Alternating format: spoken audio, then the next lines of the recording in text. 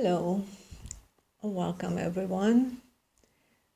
This is Omnipotence by Nova, and my name is Esther Stella Komlosi, and I'm going to do a series of podcasts with my writings. So it's gonna be narrated by me, read by me, and if you wish to follow my channel, it's all about the evolution of human consciousness. It's all about the next generation of human masterpiece, and we are in the process of it. And today's show is about menopause. It is a highly misunderstood process of coming into our full power as divine feminine, as a goddess, as everything there is. And so, sorry guys,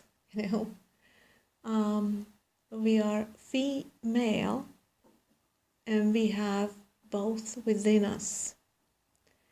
And nowadays you can see how the male is afraid to lose its power. And many of us women who are in the process of coming into our full power, really finishing up, in a sense, our self-liberation and really becoming the next generation of spiritual leaders by our multidimensional beingness. And a lot of people misunderstand the process of menopause, which is a great initiation. So let me read what I wrote about these things while I was going through my own. So menopause is the great initiation to full, sacred, and divine feminine power embodiment, which is highly misunderstood by society at large. Kundalini is usually represented as a serpent coiled at the base of the spine, but women's mystery stories are located in the uterus. Not many people know and aware that during menopause, women are in the process of coming into their full wisdom power and become the wisdom keepers of their age, space, community, spiritual leaders of their time. Within all of them will come the time, the space, when they'll be triggered and activated all the way to the final resolution and release of the primal fear and survival issues on all levels, all timelines previously lived, past lifetimes, etc. And now is that time for many on a grand scale who are in the process. Some will utilize it to just do that and go towards and grow towards wholeness, balance and harmony, inner power, and give birth to greater wisdom within themselves. And many will go toward dis-ease, not fully understanding their whole life journey recap and really coming into self-reflection first here on earth, and the spiritual meaning of their prior experiences in their earlier, younger years in this lifetime and then past lifetimes, because they're all going to come up, depending on the individual and their spiritual understanding and level of consciousness at that time. So, a few words about this, because this was what I wrote. And I have to tell you, it's you're gonna go, it's a horizontal infinity line between the polarization. It's you polarizing the past and the possibilities of all future timelines.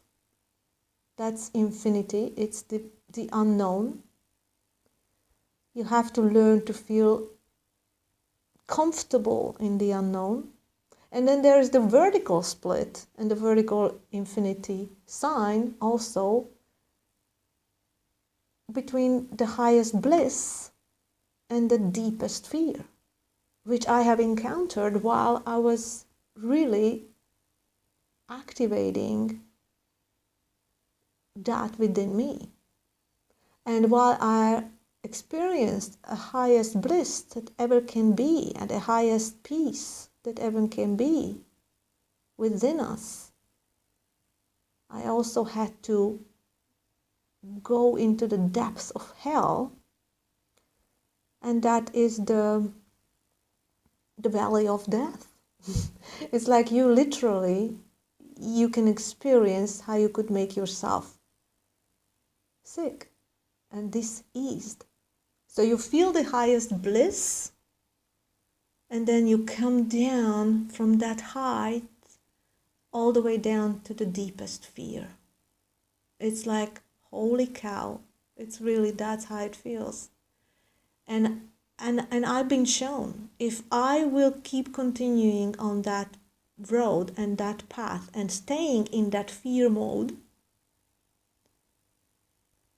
then I could really make myself sick. So I was shown what the next possible future I could have if I'm staying there. So it's very important that you do not stay in there, but really bringing your insights, which is the hardest, and you bring your consciousness into the deepest fear and really just stay conscious. It's like, otherwise, and it was really, really, really the hardest thing I ever had to go through. It's so interesting because although he was not a female body embodiment, Michael Jackson, but when he was talking about the valley of death and going through the valley of death and then being reborn, nobody really understood what he was talking about. He mentioned that to his doctor, and I've seen a documentary on that, and nobody really understood him. But this is really, and a lot of times, many of us, we have those so-called dead zones. You're going through the dead zone, the death phase, and you have to choose if you want to be committed to live a longer life, or you're going to give up and say, this is it. And although at the same time surrendering to the process is not the same as giving up on yourself, because this is what you cannot do. I mean, some people, yes, they do. Some women do. And then you either go onto the road towards wisdom and coming into full self-empowerment within yourself, realizing your full power, inner wisdom, your abilities, your gifts, whatever, and your brilliance and beauty and wholeness and the acceptance of your wholeness, in and out, back and forth, up and down, across. Or you are going onto the road of disease and deterioration. So you have to choose. It is an opportunity like no other. So this is why I wanted to talk about this, because a lot of people and many women are going into medication. They talk to their doctors, they don't know what's so-called wrong with them. They say, well, that comes with age. Yes, it comes at a certain level when we are, and we have different levels of consciousness that we access, each and every one of us.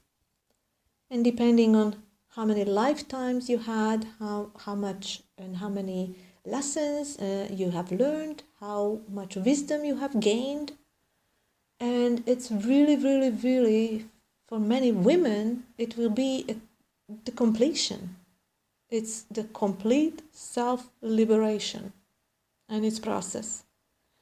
And so I'm calling awareness not to be medicate yourself against your spiritual awakening. However, I'm not responsible for anything that you do regarding what I say here, because it's your own doing.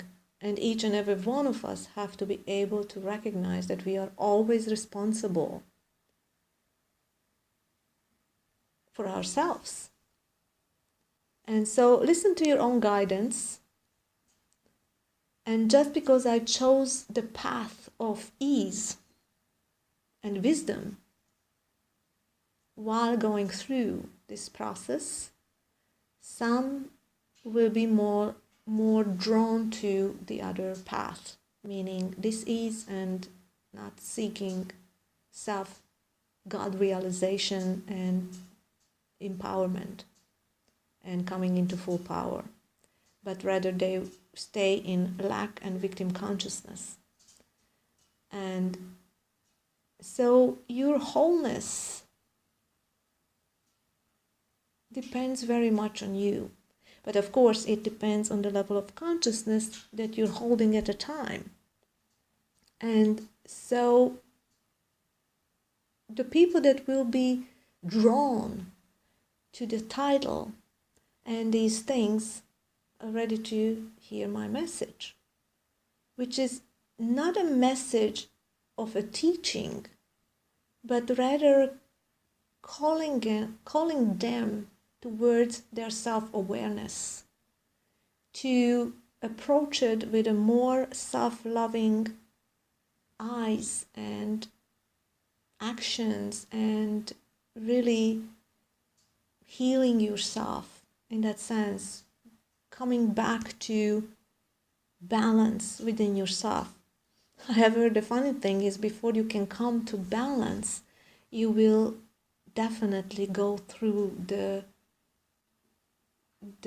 fragmentation, the cleaning and cleansing and purging of distorted belief systems out of your thinking patterns and your body, and all that. Your DNA is holding a lot of memories, from the past, and you will be triggered, and you have to come into deeper insights before you can really let go of suffering, victimhood, and etc.